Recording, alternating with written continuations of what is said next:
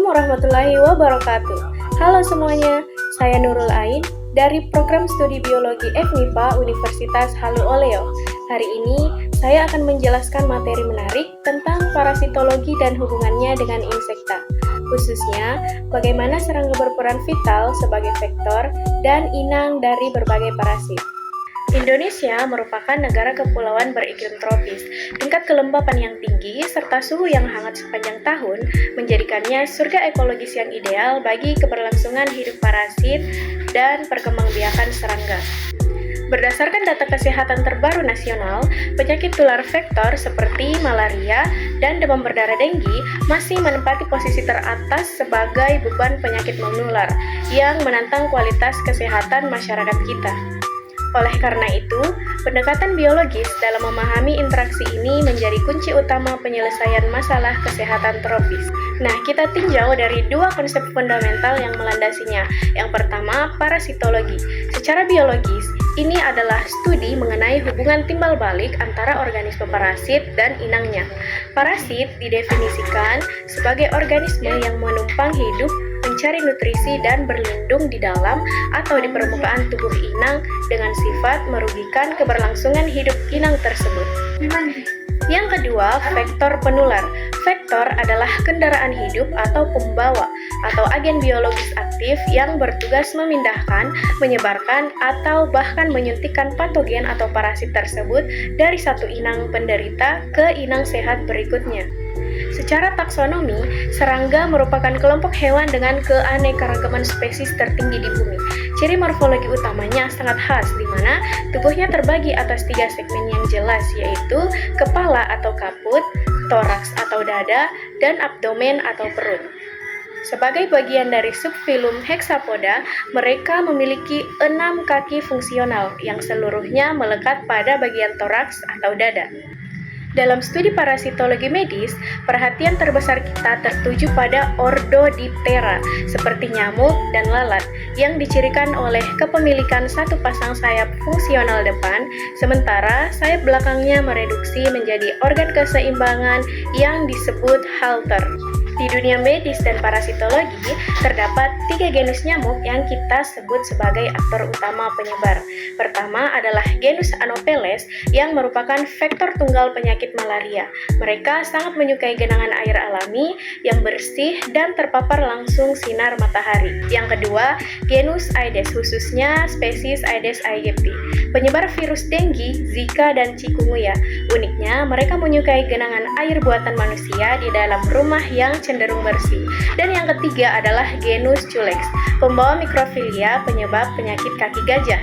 Berbeda dengan 2 genus sebelumnya, Culex sangat toleran terhadap genangan air domestik yang kotor dan tercemar secara organik.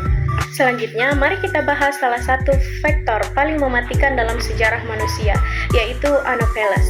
Secara biologis, Anopheles betina menempati posisi istimewa dalam parasitologi karena ia bertindak sebagai inang definitif bagi parasit genus Plasmodium.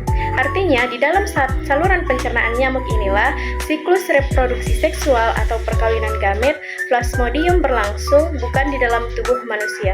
Dan tahukah Anda, di tahun 2024, data menunjukkan bahwa wilayah timur Indonesia, terutama wilayah Papua, masih memikul beban berat dengan mengantongi sekitar 93% dari total kasus malaria nasional. Nah, di sini kita melihat jembatan interaksi siklus hidup parasit Plasmodium falciparum yang terbagi dalam 2 inang berbeda. Yang pertama, siklus aseksual pada manusia. Siklus ini dimulai saat nyamuk menggigit manusia dan menginjeksikan stadium sporozoid. Sporozoid kemudian mengalir ke hati untuk membelah diri menjadi skizon, yang kemudian pecah melepaskan merozoid ke aliran darah. Merozoid menginvasi sel darah merah dan sebagian bertransformasi menjadi bentuk seksual muda yang disebut gametosit. Dan yang kedua, siklus seksual pada nyamuk. Ketika nyamuk sehat menggigit manusia yang terinfeksi, gametosit ini terhisap masuk ke lambung nyamuk.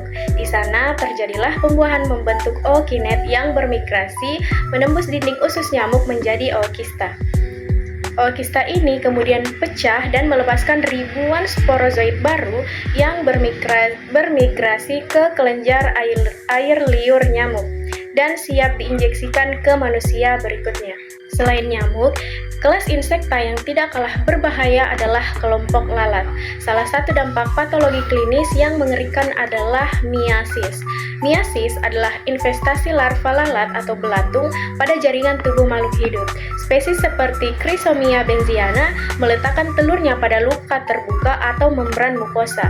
Begitu menetas, larvanya secara aktif memakan jaringan otot hidup inang, merusak pembuluh darah, dan memicu infeksi sekunder yang membusuk.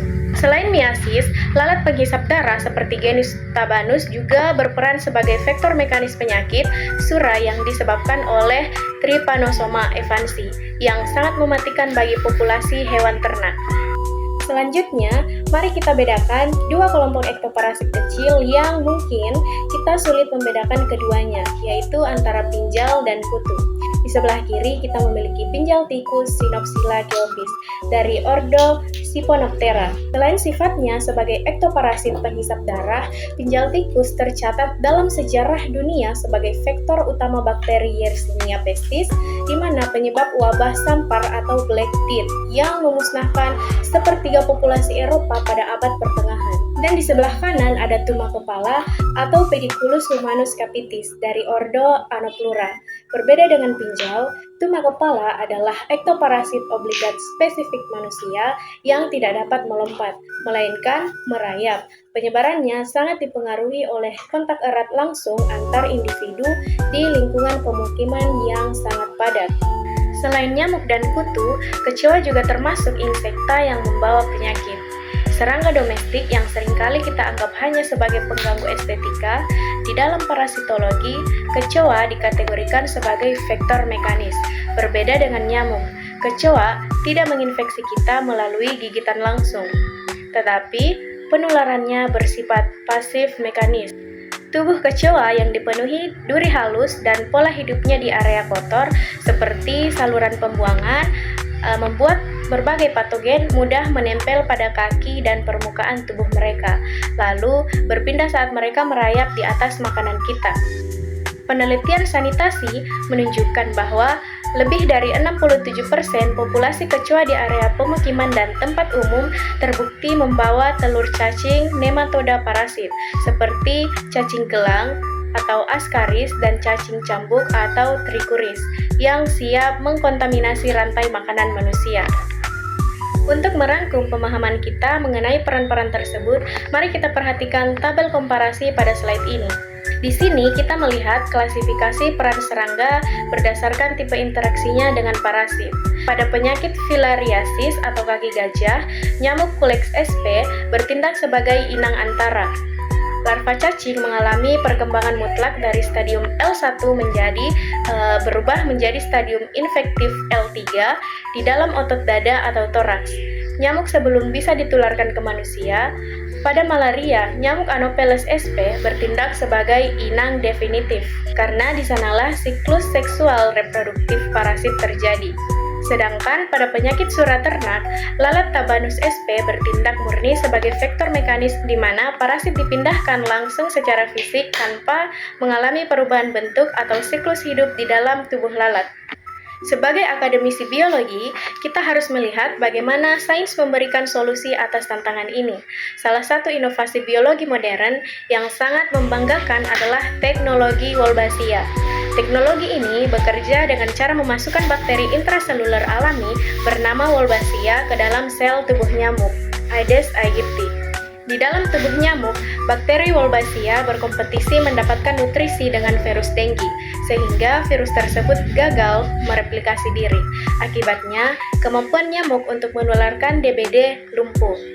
Uji coba pelepasan nyamuk berwolbachia skala besar di Yogyakarta terbukti sangat sukses secara global, mampu menurunkan angka kejadian kasus DBD hingga 77% serta menurunkan angka hospitalisasi hingga 86%. Teman-teman sekalian, sebagai kesimpulan, kunci utama untuk memutus rantai penularan berbagai penyakit mematikan di dunia tropis adalah dengan memahami secara mendalam aspek biologi, ekologi, dan siklus hidup dari serangga yang bertindak sebagai vektor maupun inangnya. Dengan mengendalikan vektornya, kita mengendalikan penyakitnya. Saya Nurul Ain, terima kasih telah menyimak penjelasan ini dan semoga bermanfaat. Wassalamualaikum warahmatullahi wabarakatuh.